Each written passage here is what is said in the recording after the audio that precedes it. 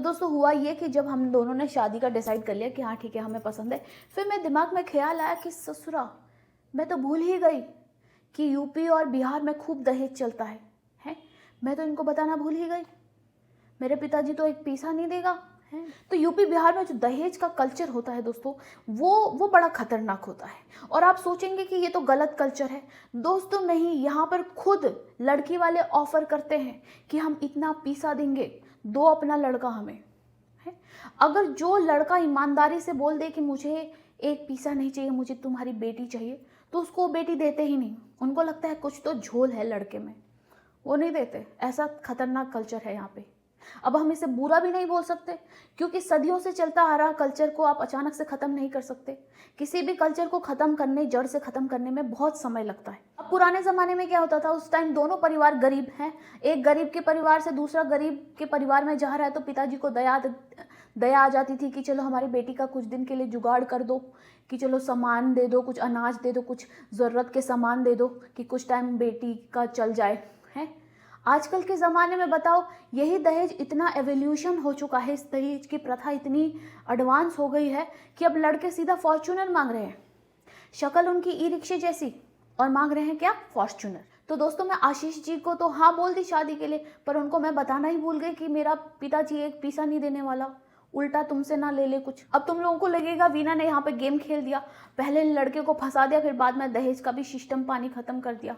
पर ऐसा नहीं था दोस्तों, क्योंकि पहाड़ी कल्चर में ज़्यादा दहेज का सीन नहीं होता, उधर जोड़ियाँ ही बड़ी मुश्किल से मिलती है। जब लड़का लड़की हाँ है तो मतलब दहेज का कोई सीन नहीं। तो मैं आशीष जी को बोली कि देख लो, और आशीष जी का रिएक्शन तो मैंने फ़ोन में देखा नहीं, क्या पता ठंडे पड़ गए हो, क्या पता सपने सजा के बैठे हो कि पैसा ही पैसा होगा।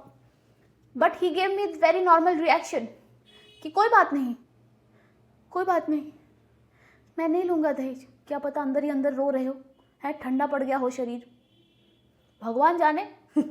मजाक कर रही हूँ, ये बिल्कुल नॉर्मली बोले कि हमें पैसा नहीं चाहिए। बस मैंने कहा दे भी कोई नहीं रहा था वैसे। खैर मजाक कर रही हूँ, मेरे ससुराल वालों ने साफ मना कर दिया कि हम एक पैसा नहीं लेंगे, हमको चाहिए तुम्हारी सुंदर बेटी। मतलब हमारे तो पैदाइशी मेरे पिताजी ने जो पैसा जमा किया हो, कभी हमें ये बोल के किया ही नहीं कि तुम मेरी लड़की हो, तुम्हारे दहेज के लिए पैसा इकट्ठा करना है। मेरे पिताजी ने तो सारा पैसा हमें इंग्लिश मीडियम स्कूल में पढ़ाने में बर्बाद कर दिया दोस्तों। आज भी एक लाइन इंग्लिश में बोल दो सांस फूल जाती है। तो मेरे पिताजी ने जितना जमा पूंजी था, जितना कमाया था, हम तीनों भाई बहन के पढ़ाई लिखाई में डाल दिया दोस्तों।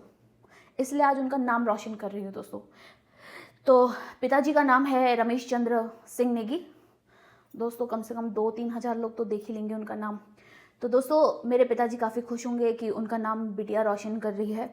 भले ही इंग्लिश मीडियम स्कूल में पढ़ा के कोई फ़ायदा नहीं हुआ, बट दोस्तों यूट्यूब में थोड़ा बहुत तो पापा फेमस हो ही गए।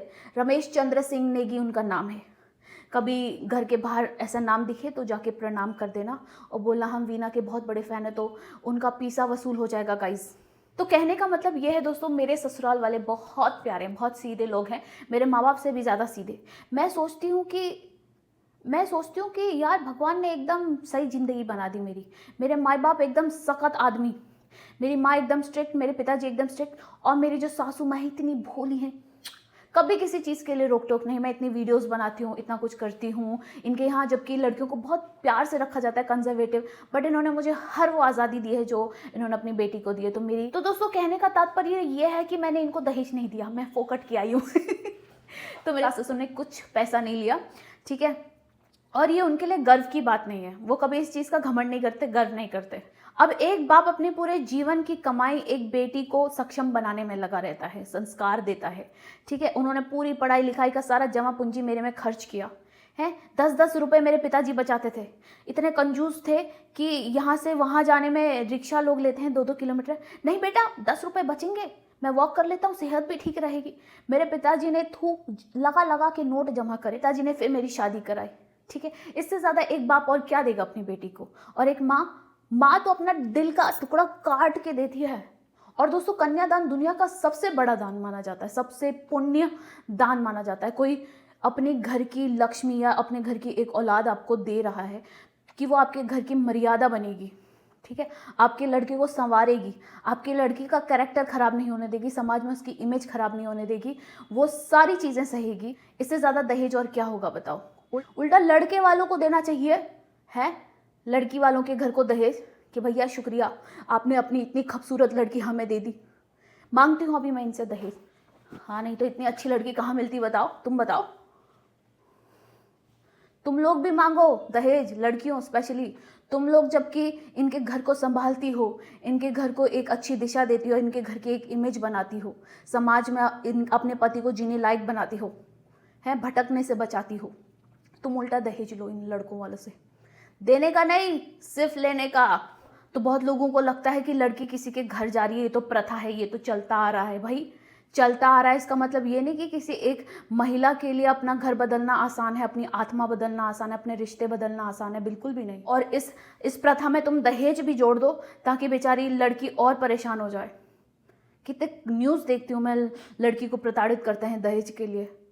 शादी के बाद मुझे कभी ऐसा फील नहीं हुआ कि अब मैं बंधन में आ चुकी हूँ, अब मैं ये नहीं कर सकती, वो नहीं कर सकती।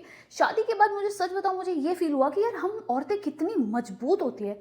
हम एक घर बदल सकती है, हम अपनी आत्मा बदल सकते हैं, अपना अस्तित्व बदल सकते हैं। इससे ज़्यादा और कितना पावर चाहिए तुम्हें। आज मैं एक पूरी बदली हुई लेडीज हो गई हूँ। तुम समझ रहे हो मैंने अपने आप को कितना परिवर्तन किया। तो मैं अपने आप को मजबूत समझती हूँ। मैं अगर घर पे काम करती हूँ, बर्तन धोती हूँ, झाड़ू कटका करती हूँ, बच्चों को संभालती हूँ या अपने माँ बाप की सेवा करती हूँ, तो मैं इसमें कभी लो फील नहीं करती। मैं सोचती हूँ कि अगर मैंने ये छोड़ दिया तो पूरा घर बर्बाद हो जाएगा। एक औरत में इतनी ताकत होती है कि वो पूरा कुल का विनाश कर सकती है। मैं अभी चाहूँ तो पूरी फैमिली डिस्ट्रॉय कर सकती हूँ। मैं ऐसा करूँगी नहीं, मैं बता रही हूँ कि एक औरत के हाथ में इतनी ताकत होती है। और औरतें सोचती है कि अगर वो पैसा नहीं कमा रही है, घर के काम कर रही है, तो वो लो फील करे। क्यों भाई? मैंने सुना है किसी से कि एक औरत 3 बार जन्म लेती है। जब वो किसी के घर एक बेटी बन के आती है, पैदा होती है, दूसरी जब वो किसी के घर बहू बन के आती है। सोचो इतना चेंज, फिर उसके बाद वो एक माँ बनती है। तो तुम इसके बाद भी अपने आप को लुल समझती हो क्या?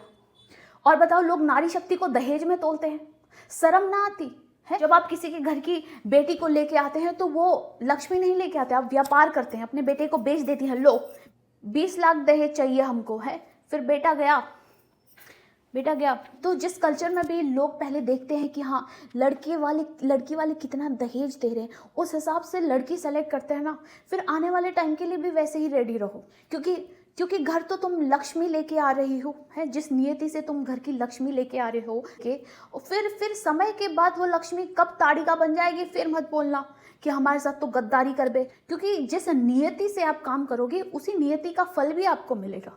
ठीक है, आप टिंडे का बीज डाल के आम खाने की उम्मीद करोगे तो कैसे मिलेगा आम? इसलिए दोस्तों मैंने दहेज दिया ही नहीं, क्योंकि मैं पति को आम खिलाना चाहती थी, वो भी पके हुए मीठे मीठे आम। इसलिए उल्टा मैंने दहेज लिया।